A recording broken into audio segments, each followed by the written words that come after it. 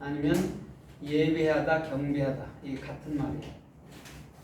절하다는 샤하의 샤, 쉰, 헤트, 해. 쉰은 성경 66권이 올바른 비전이 내 마음속에 돼야 되죠.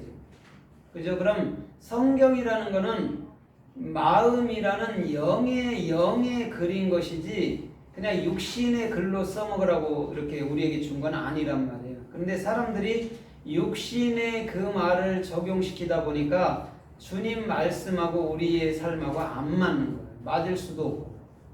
그런데 성경 66권이라는 그 올바른 비전은 반드시 우리 마음속으로부터 또 우리 신비에 완벽하게 새겨져야 되는 것이죠. 신구약.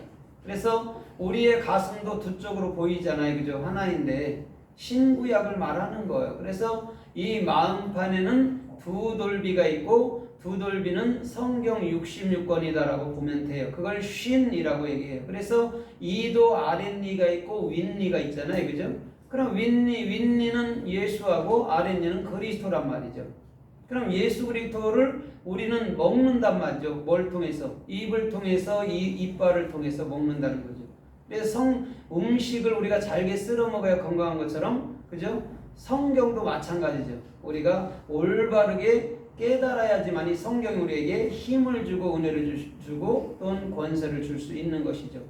그 다음에 헤트라는 것은 그 성경 66권으로 말미암아 내가 영이 되고 생명이 되고 지혜가 되고 성전이 되는 거예요. 그걸 마음판이라고 얘기한단 말이에요.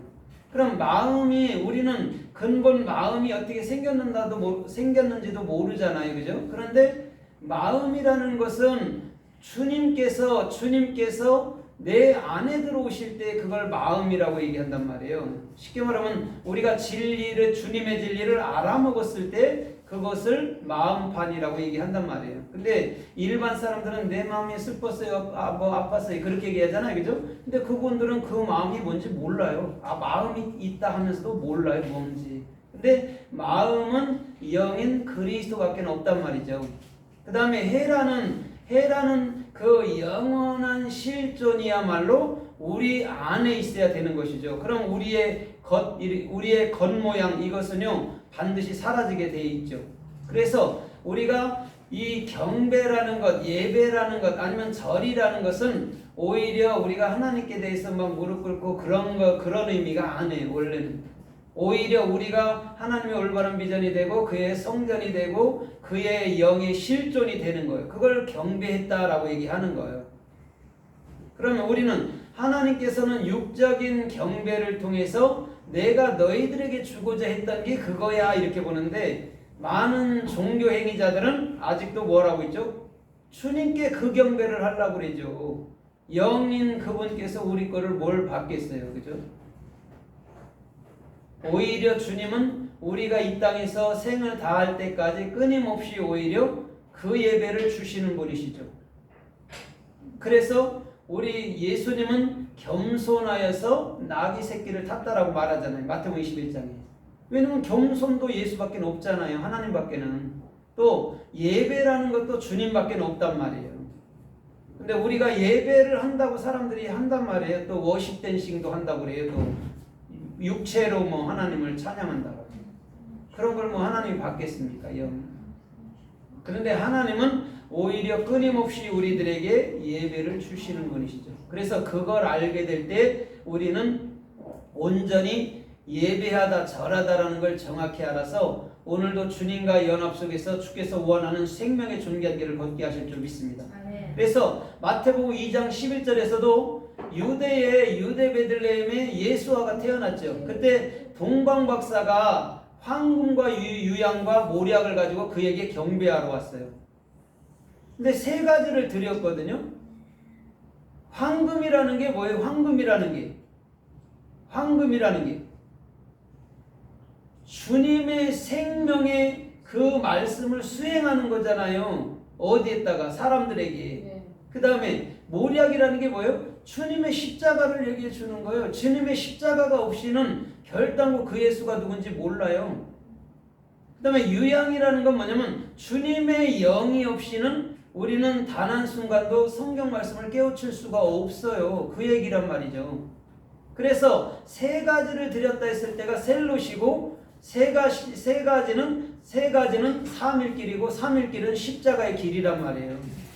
그럼 우리가 갖다 드리는 건 아는데 십자가의 정확한 그 의미를 알지 못하면 하나의 행위라는 율법에 종속된 삶으로 끝난다는 거죠. 이 땅에서. 그래서 동방박사들은 주님께 그 어린 아기 예수께 경배를 한 거죠. 왜? 저분이 우리 하나님이다라는 것이죠. 그럼 그분을 바깥에 있는 그분을 경배했다고 봤잖아요. 그죠? 그런데 실상은 그분을 내 안으로 담아버린 거예요. 왜? 저분이 내 마음이 하나님이시기 때문에 그걸 볼 줄 알아야 돼요. 근데 우리가 예수님이 많이 논란이 되잖아요. 이 땅에서. 그죠? 그는 하나님의 아들이라고 자꾸 말하니까 논란이 될 수밖에 없어요. 아버지가 있다라고 생각하니까. 근데 논란이 되지 않는 것은 정확히 그 예수를 내 마음 안으로 담으면 돼요. 그럼 논란이 될 필요가 없죠. 그죠? 그것이 아버지니까.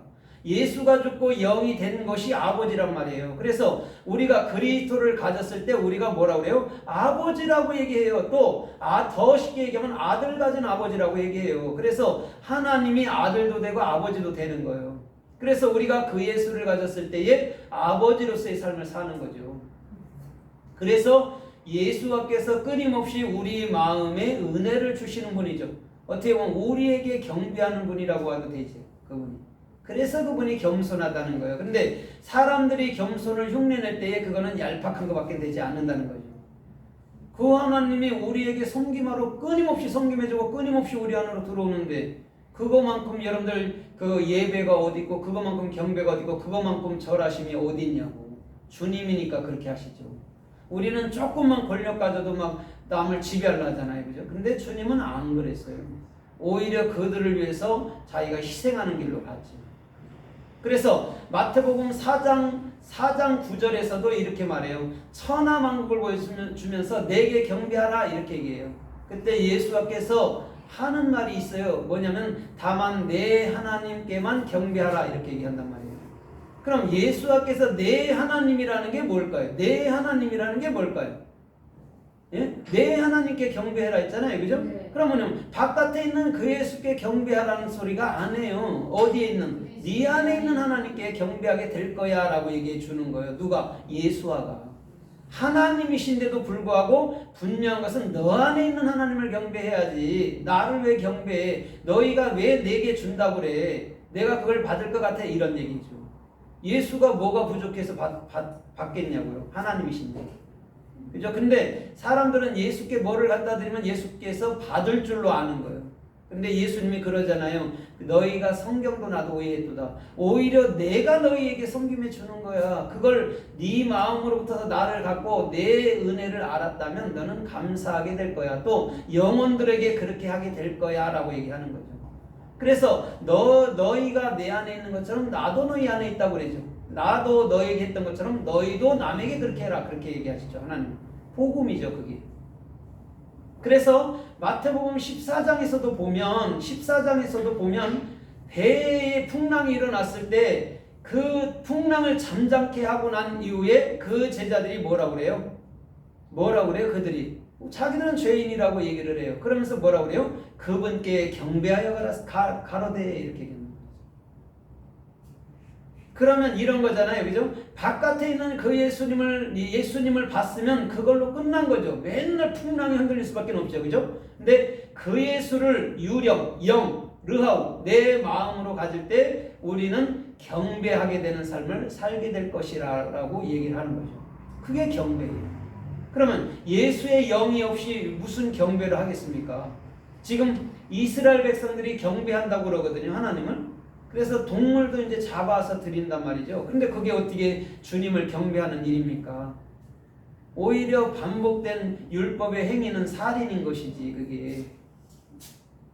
그래서 주님께서는 예수님 자신이 우리 가운데 있는 것 자체를 경배하는 생활, 절하는 생활이라고 말씀하고 있는 거예요. 그래서 마태복음 15장에도 보면 15장 21절로 25절까지도 보면 그 가나안 여인에게 예수님은 자녀의 떡을 취하여 개들에게 줌이 합당치 않다라고 얘기해요.